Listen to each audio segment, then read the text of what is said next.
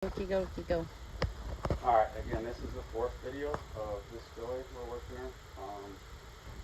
I haven't worked her, I don't know, I don't even remember when the last time was.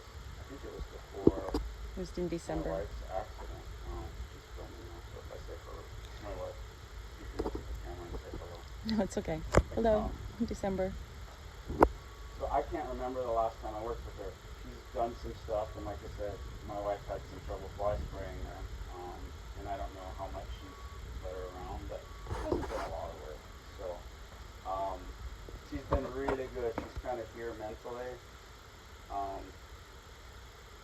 Frontier justice, I say that, and the dog comes around her. So while she's gone, I can think about her going. So when she leaves mentally, I don't get to talk about this enough. I do it in the clinics, but it's great that she does leave there, like her head going down. I didn't care, so it doesn't matter until I do. And you can feel that. So she leaves to the left. So I 3, 2, 1. Think about bending her back to the right, and it's an opportunity there. Now she didn't. It's not a huge connection, but then I've released. So she might walk off or something. That's too much release. Sometimes I'll say release, and it's too much. So she might walk off. I don't want her kind of walking up to me, but I might be aware that she needs a little bit of help. She's been standing here nicely while I run off at the mouth and try to explain some things for you guys. So we gotta get to work. But anyways, I can use these things when she looks off to think about what it would feel like to bend her head back to the left. And 3, 2, 1. And if she didn't make it, as long as I don't lose ground, I could wait. There, release. And she'll get to feel that difference over time, what my brain's thinking. It's not like nothing's going on, because she felt that a few times. That horse falls out, and we try to bring that mind back. The horse leaves, and we try to bring the horse back. So I said, look to her left. I'm going to help her to bring her to the left if I lose too much ground there. And we'll get her to work so she doesn't sit around. So she's going, again, she leaves, it's like a tie post. If she starts pulling out on me, I can change directions. And with this flag now, I can help to reach behind that shoulder to help keep her forward, or I can help to reach in front of the shoulder. Now I'm always thinking my horse is bending, so when I go to bring the front, I'd like to have some flexion. A lot of times I'll see people bring the front, and they're up here. I'm in front of that shoulder, and really I'm pulling her into me, and I wouldn't drive over here because that's sending her that way. I want to head that way, and I'd like her, if she starts moving her feet, I don't want her walking into me, but I'd really like to get behind that shoulder before I direct her. Personally, I'm still in front of the balance point, so I'm going to let her work at it. There. I'd like to be behind this shoulder when I go to bring the front so that I could create some bend. But once I've crossed in front of that shoulder, I'm just driving. So I'm not there yet, but right now we're just using energy up a little bit, working on hind quarters, front quarters, because she's not balanced. She's not really here completely with us.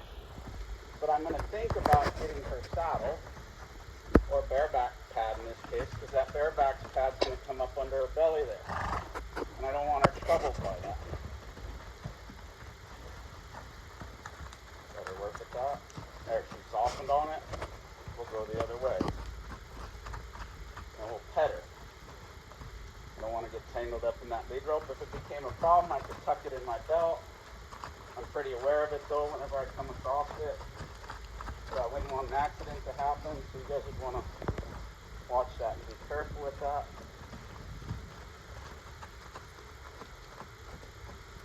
She hits the end of it. I'm not trying to do a lot of making her stay in frame. I'll help here and there, but I want to I'm kind of holding my elbow against my side because I'd like her to find the softness. I don't want to pull her around, but the more she goes out, the more she pulls on herself. Good. Take the hind. I want her yielding out in the way. She has to get faster. That's some worry for her. Now the front.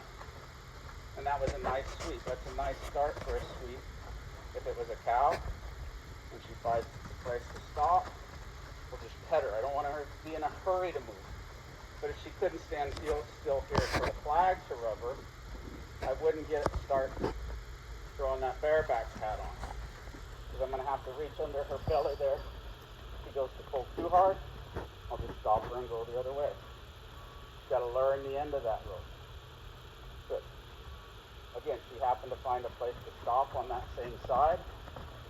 Now I'm chasing her back, so I'm going to ease off just a hair. Good. Good. And again, I'd like to get kind of more in that belly where that cinch is going to come. Good. But it doesn't mean it has to come today. If she's bothered by the flag, that might be enough for her. If she tries to root away there and pull me with her, I'm going to hold my ground right there. She can come back within frame. Good. Now she stretched that lead rope, that halter kind of loose, so we're going to tighten that here in just a second.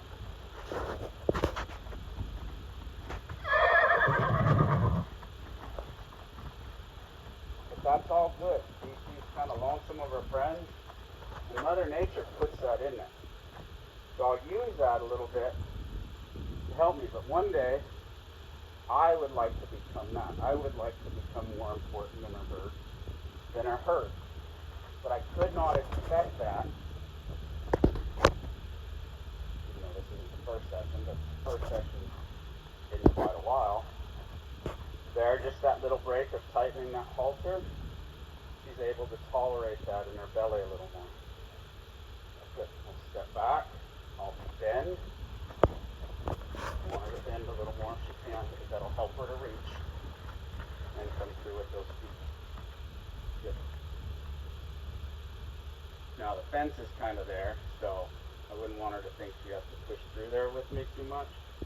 So we're going to come back out and open. If we were in the middle of something, we kind of might see it through, but the fact that she was able to stay and wait there will give us some time to kind of step over there.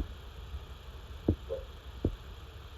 And again, she's going to feel that cinch in there, so I want her to be okay with it and not worried about it. A lot of her worry is more because this is a lot of vices. I need you to bend through there. I don't want to pull you. I'm going to push you because I want your jaw to reach over there.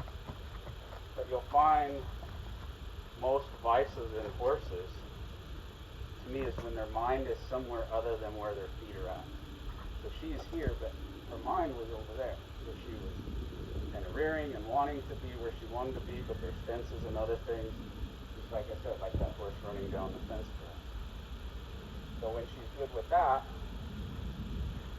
again, this flag has been the same as me kind of throwing a saddle up there. She wasn't too worried about that.